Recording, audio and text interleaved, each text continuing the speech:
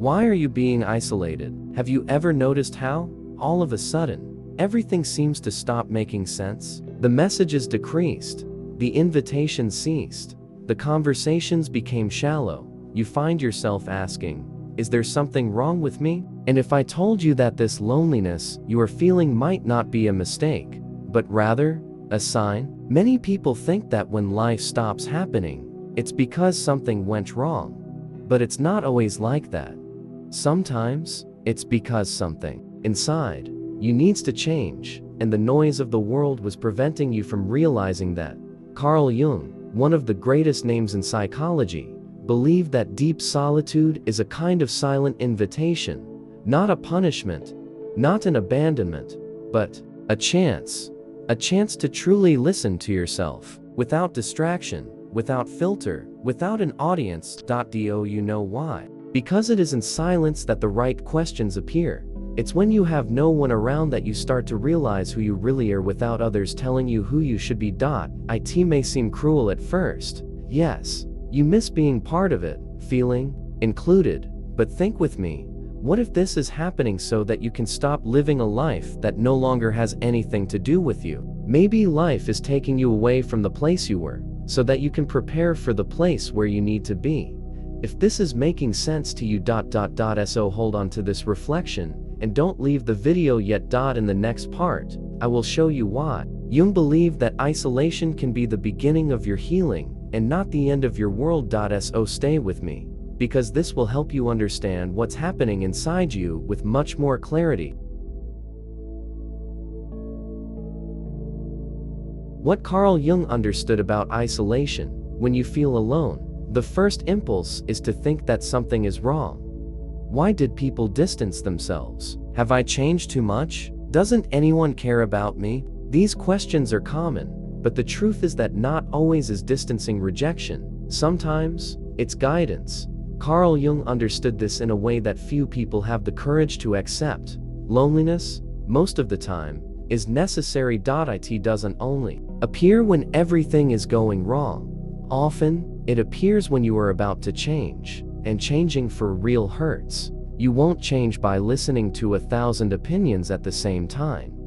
You won't transform amidst parties, notifications, and rush.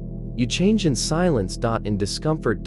In the forced pause that seems like punishment, but is actually a process of cleansing. Jung believed that there is something within us that only awakens when the outside world falls. Silent. It is at that moment that questions you were avoiding arise. It's when you start to look honestly at who you've become, and who you've stopped being.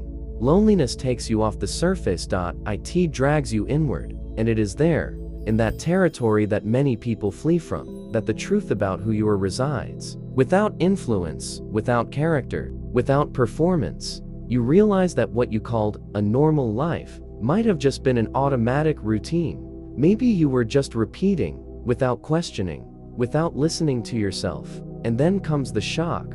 Was the life I had really mine? This is what Jung called the beginning of the process of individuation, a complicated name for a very simple thing: discovering who you are when no one is watching.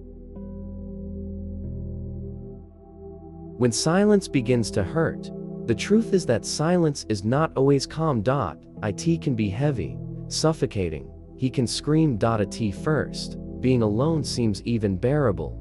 You try to occupy your time, keep your mind busy, but after a while, the internal noise begins. Thoughts you were avoiding come to the surface with force. Insecurities you ignored start to bother you. Memories you thought were behind you come back as if they had never left. And then you understand, the hardest part of isolation is not the absence of others. It's the presence of yourself. It's you with yourself. And that scares you, because you start to see what you've always tried to hide. The decisions you made out of fear, the dreams you abandoned, the roles you took on just to please. You realize that you spent a good part of your life trying to be accepted, and perhaps you have completely distanced yourself from who you really are. Carl Jung called this the confrontation with the shadow, all that you pushed under the rug, all that you didn't want to look at. And when the world falls silent, the shadow appears. She comes to show you what you need to heal, not to punish you, but to free you. And that's where many people give up, returns to seeking distractions, tries to bury themselves in empty relationships, runs to their phone as if fleeing from themselves. But who can stand it? Whoever remains there, in the midst of the internal chaos, begins to notice something strange, that which seemed to destroy you, was only trying to reveal you. The pain that cleans what you are not. No one likes to suffer. We avoid pain in every way possible. But what if I told you that not all pain is a problem? And if some pains exist precisely to clear away what you no longer need to carry? Carl Jung said that the pain of loneliness is not punishment, it is purification. It's like an inner fire that begins to burn everything that is excess, everything that is a lie, everything that has been accumulating inside you and no longer belongs to you.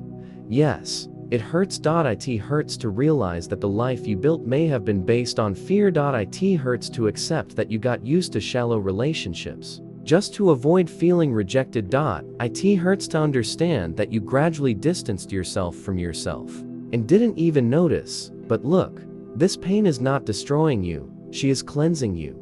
She is peeling away layers, masks, outside voices that told you how you should be. And in place of all that, something new begins to emerge, something more true, something that finally feels like yours. It is at this moment that many things start to make sense. You were not being excluded, you were being prepared. The pain is not driving you away from your life. It is bringing you back to it, for a cleaner, more honest, more complete version of yourself. And the most important thing, you don't need to go back to being who you were. You don't have to fit where you no longer belong. You just need to allow the new you to appear. And now, how to go back? After going through all of this, the question arises, and now, how to live out there, after everything that has changed in here? The answer is simple, but not always easy. You don't come back the same, and neither should you. The people around you might not understand right away. Some will think you are too different. Others will try to pull you back to old versions of yourself. But listen to this, you don't need to fit in anymore where you no longer belong. You don't need to force a role that no longer makes sense. You will notice that some conversations have lost their sparkle, that certain places no longer mean anything to you, that what used to distract you now bothers you, and it's all good. You know why? Because you changed. And when you change on the inside, the outside world also needs to reorganize. It takes time, but you start to find new connections, people who see you as you are now, not as you were. You start to speak less, but with more truth. You start saying no, with peace in your heart. And when you say yes, it's because you feel it, not because you're afraid. And the most curious thing, the loneliness that once suffocated you now becomes a refuge. You learn to be with yourself, without hurry, without burden, and that gives you a strength that no one can take away. You don't need to explain your transformation to everyone. You just need to live according to it. What you become after the crossing. After you go through this process, you become someone who carries something different. It's not something visible. It's not something you need to talk about. It's something people feel. You become presence. While everyone else runs, you walk calmly. While many shout for attention, you speak softly, but with truth. While some live to please, you learn to respect your own limits. You know that silent peace you thought you would never find? It didn't come from outside. She was born the moment you had the courage to be alone with your own truth. And this peace begins to overflow. You start to listen differently. To see those who are suffering, even when no one else notices. You become a safe haven for those who are still lost, not because you have all the answers, but because you have learned to listen. Unintentionally, you become a mirror, without needing to convince anyone. You inspire change, because now, you are no longer trying to impress. You are living with purpose, with coherence, with truth. Carl Jung said that true transformation does not happen when you understand something with the mind. It happens when you embody this change in your way of being. This is what you have become. It's someone perfect, but someone whole, someone who went through the fire and came back truer. Solitude, it's not punishment, it's a reunion. Maybe you still miss many things. Of some people, of a routine that will never return, of a version of yourself that is left behind. But let me tell you something. With all due respect to what you have lived, maybe the loneliness you faced didn't drive you away from life. Maybe it was the path that life found to bring you back to yourself. You were not rejected. You were called. Called to stop. Feel. Listen. Remember who you are without the pressures, without the filters, without the masks. And now that you have gone through all of this, even if you are still in the middle of the process, know that this version of you that was born in silence, she is strong, she is real, and she is yours. You don't need to run anymore, nor prove, not even hiding.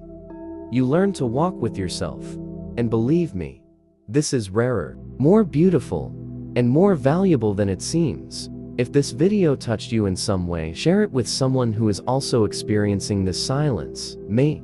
Just like you, this person just needs a confirmation she is not alone, and she never was. Subscribe to the channel and stay close. Here, you don't need to pretend anything. We talk about what really matters, in a way that the heart understands. Until the next video, and remember, the universe did not isolate you. He just wanted to return you to yourself.